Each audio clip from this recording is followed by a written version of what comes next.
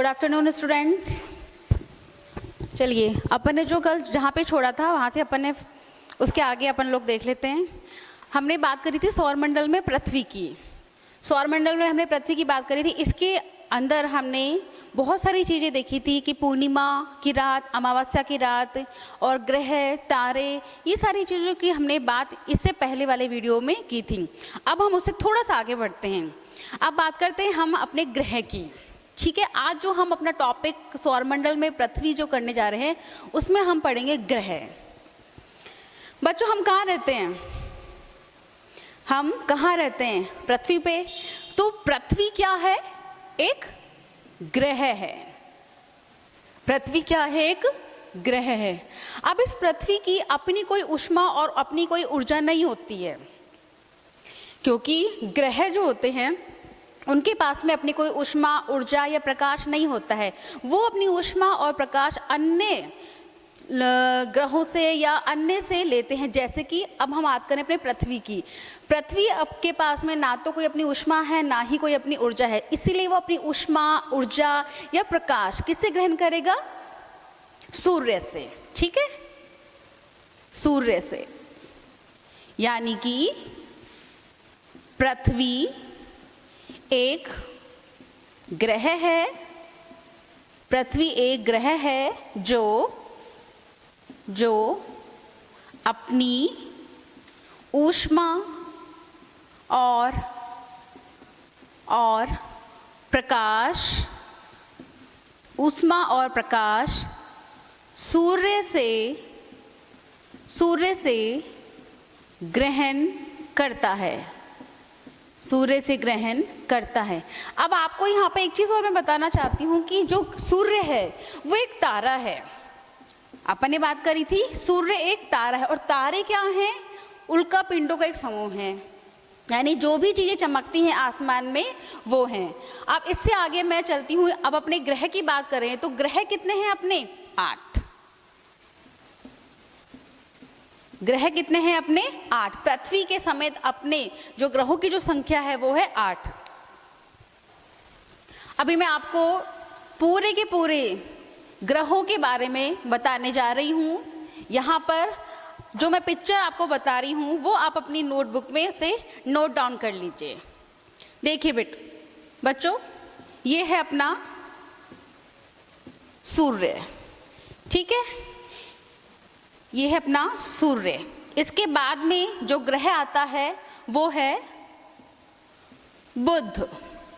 इसके बाद में जो ग्रह आएगा वो है शुक्र। इसके बाद में इसको यहां लेते पृथ्वी। इसे हम थोड़ा सा दूर करेंगे क्योंकि ये जो तीनों है ये सूर्य के बिल्कुल पास वाले ग्रह हैं। बृहस्पति, ये है बृहस्पति। इसके बाद में इसे भी थोड़ा सा हम इससे दूर करेंगे। बृहस्पति के बाद में हमारा जो ग्रह है वो है शनि।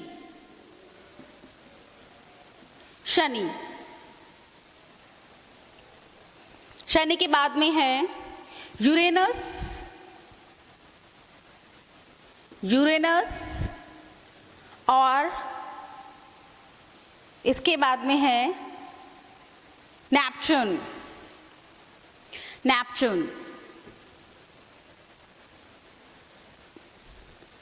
ठीक है, अब आप इसको समझिए। सूर्य के सबसे नजदीक जो ग्रह है वो कौन सा है? बुध है। उसके बाद में सूर्य की बुध के अलावा जो ग्रह है वो कौन सा है?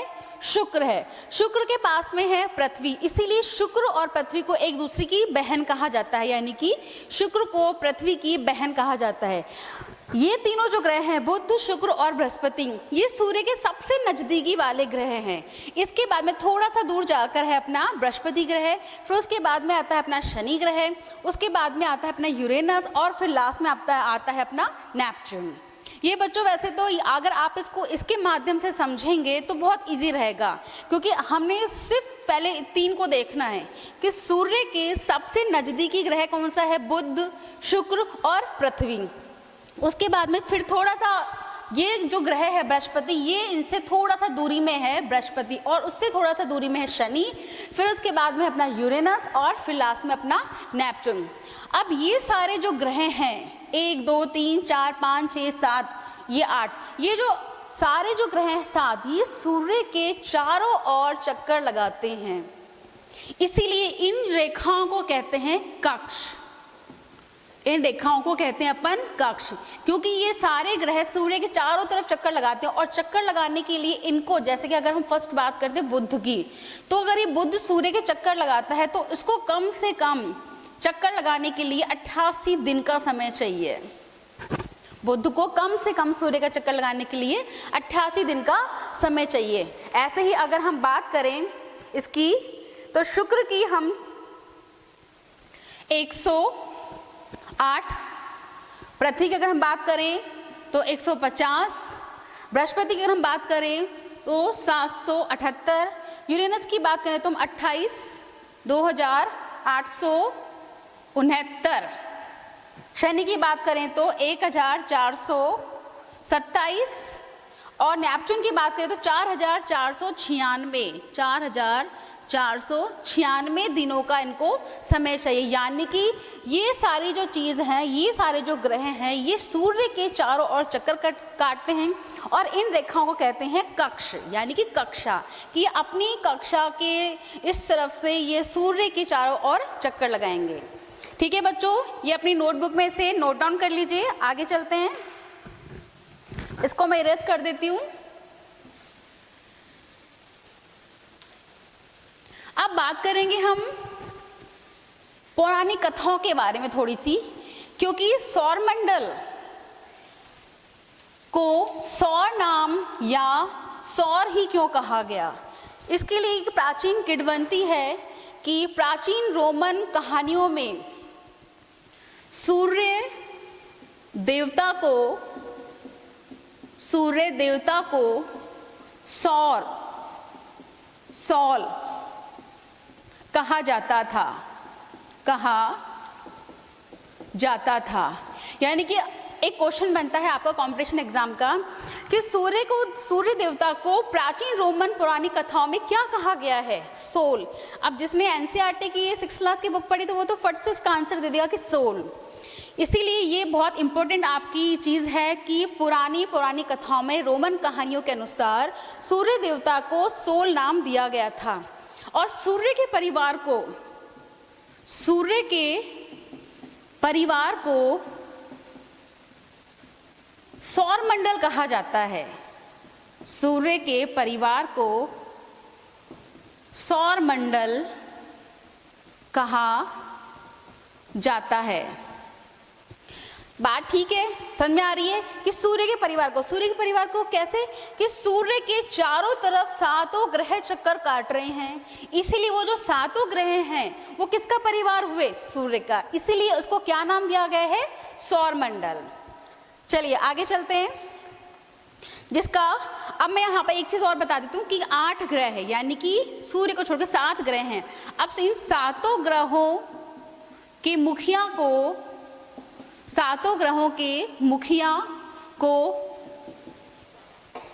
कौन है, 7 ग्रहों के मुखिया कौन है, सूर्य। ठीक है, आगे पढ़ते हैं। अब सूर्य सौरमंडल के केंद्र में स्थित था, जैसा कि अपन ने वो पिक्चर ड्रॉ करके बताई थी कि सूर्य पूरे के पूरे सौरमंडल का केंद्र बिंदु है। ये बहुत बड़ा होता है और अत्यधिक गर्म गैसों से बना होता है।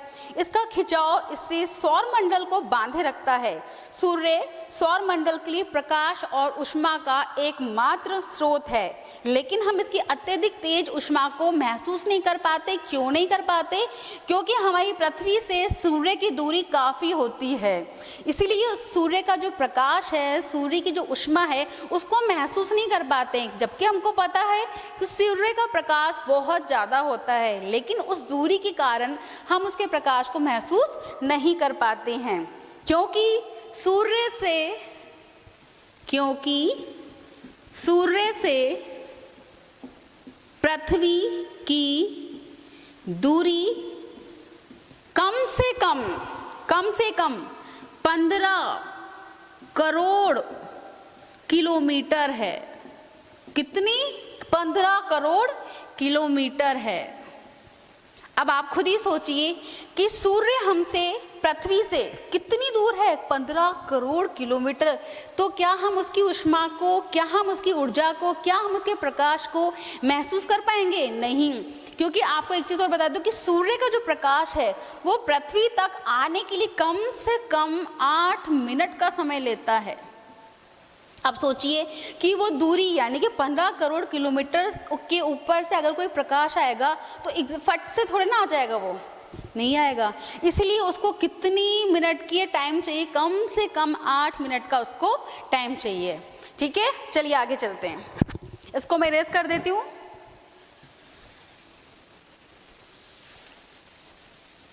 ये आपने अपनी नोटबुक में इसे नोट डाउन कर लिया होगा और समझ भी लिया होगा। चलिए आगे बढ़ते हैं। ग्रह की तो बात अपनी चल ही रही है। सौरमंडल के सभी कितने ग्रह हैं? 8, जैसे मैं बता चुकी हूं। जो अपनी कक्षा, जो मैंने लाइंस वगैरह जहां पे जो थी, वो क्या नाम दिया था उसको? कक्षा। जो अपनी कक्षा से सूर्य के चारों ओर चक्कर लगाते हैं। अब ये जो व्रत, इनको अपन व्रत कहेंगे, या कक्षा जो होती है इनको अपन व्रत कहेंगे। ये बहुत दीर्घाकार होते हैं। अब दीर्घाकार तो होंगे ही कि हमने ये पूरा का पूरा, जैसे कि बुध ग्रह है। अब बुध ग्रह सूर्य के अगर चक्कर काटता है तो वो अपने, यानी कि जहां पर वो स्थित है ग्रह बुध, वो अपनी केंद्र बिंदु से पूरे का पूरा परिभ्रमण करके आएगा, पूरा का पूरा सूर्य के चक्कर काटेगा, कक्षा यानी दीर्घ वृत्ताकार काटेगा। तो आप खुद सोचिए कि ये जो वृत्ताकार जो लाइंस है, ये जो वृत्ताकार दीर्घाकार वृत्त है, ये काफी बड़े होते हैं। इसीलिए उस चक्कर को काटने में भी काफी टाइम लग जाता है। अपनी कक्षा में सूर्य के चारों ओर एक चक्कर लगाने में से 88 दिन शुक्र को पृथ्वी का जुड़वा बहन कहा जाता है। जैसे मैंने आपको बता दिया था, क्योंकि इसका आकार और आकृति लगभग पृथ्वी के समान है कि शुक्र और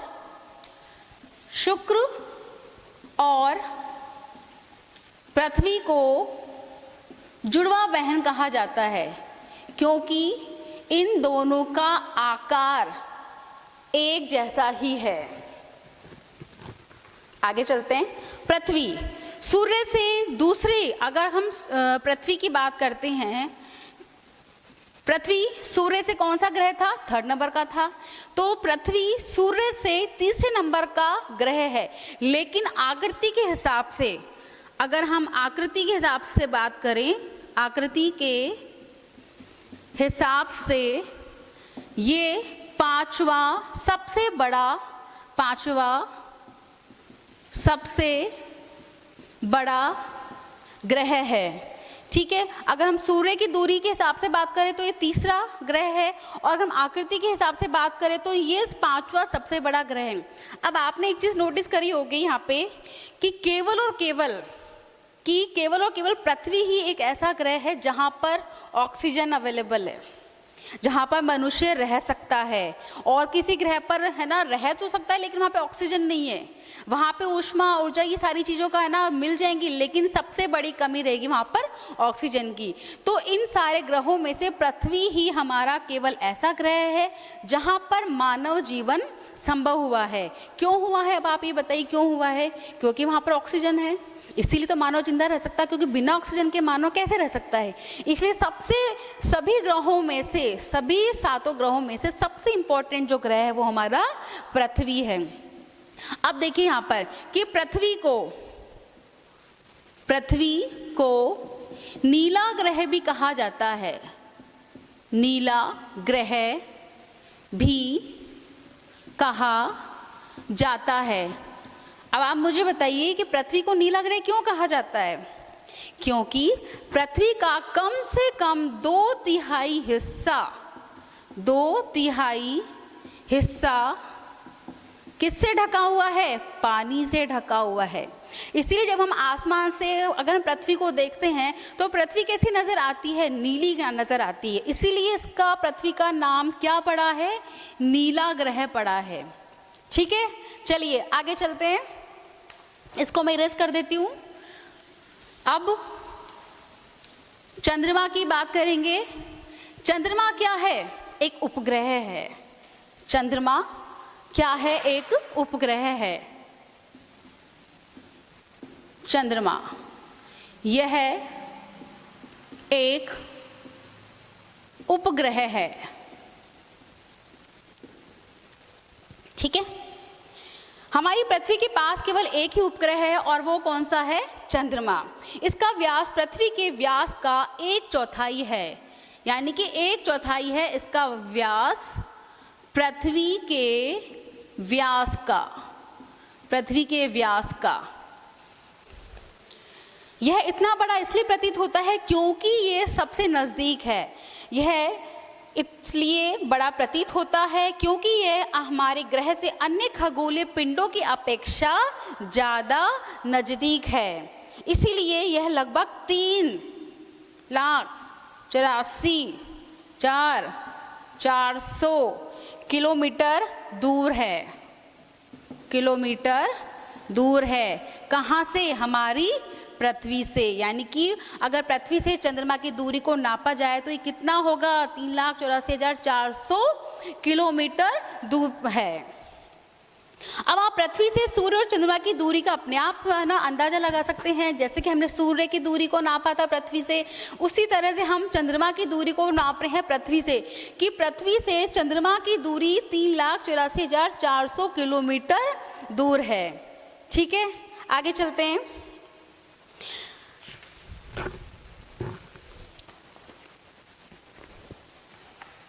चंद्रमा पृथ्वी का एक चक्कर लगाने के लिए कम से कम 27 दिन का समय लेता है। चंद्रमा पृथ्वी का चक्कर लगाने के लिए कम से कम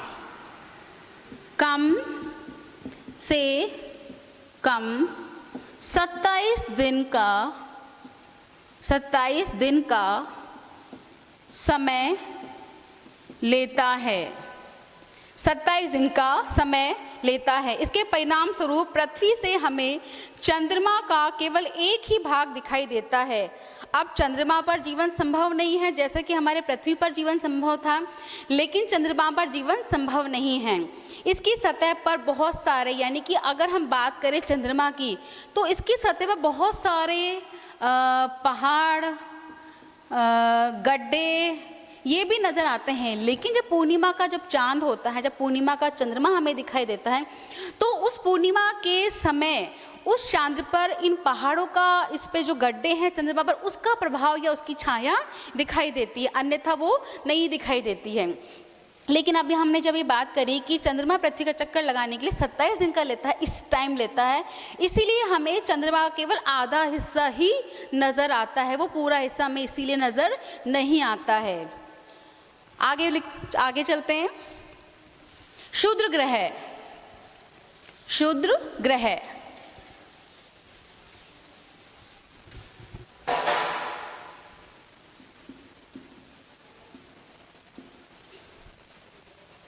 क्षुद्र ग्रह। क्षुद्र ग्रह किसको कहते हैं? क्षुद्र ग्रह किसको कहते हैं? जो छोटे छोटे टुकड़ों में टुकड़े होके नीचे गिरने लगते हैं, उनको क्षुद्र ग्रह कहते हैं। अब तारे, ग्रह, उपग्रह के अतिरिक्त असंख्य छोटे पिंड भी सूर्य के चारों ओर चक्कर लगाते हैं। इन पिंडों को क्षुद्र ग्रह कहते हैं। यानी कि मंगल और बृहस्पति के बीच की एक जो पट्टी होती है, मंगल और बृहस्पति के बीच जो सफेद पट्टी होती है, बीच जो सफेद पट्टी होती है, उसे ही क्षुद्र ग्रह कहते हैं।